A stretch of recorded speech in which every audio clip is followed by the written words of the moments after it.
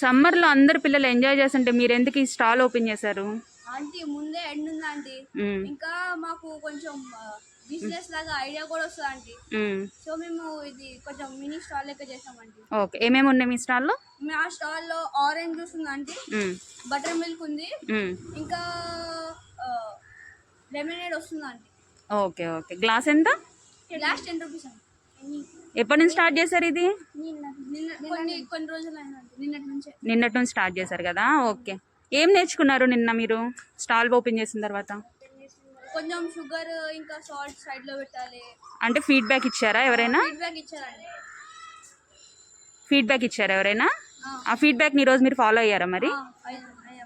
Okay, ఎలా ఉందని చెప్తున్నారు అందరు? టేస్ట్ బాగుందని చెప్తున్నారు, కానీ కొంచెం సాల్ట్ ఇంకా షుగర్ కావాలని చెప్తున్నారు. సో మేము ఇది సైడ్ లో పెట్టామండి.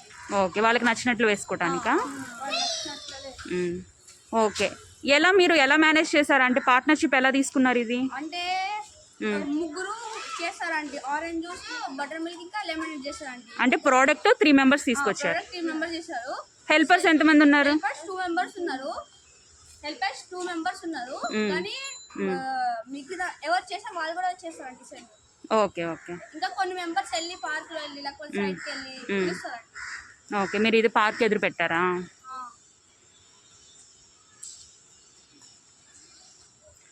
ప్రాఫిట్ బాగా వస్తుందా మీకు?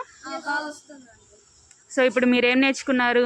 ఫీడ్బ్యాక్ తీసుకోవటం, ప్రాఫిట్ క్యాలిక్యులేట్ చేసుకోవటం, అవునా? ఇంకా పర్సంటేజ్ క్యాలిక్యులేట్ చేసుకోవడం నేర్చుకున్నారు. ఓకేనా? సరే, కంగ్రాట్స్, ఆల్ ది బెస్ట్.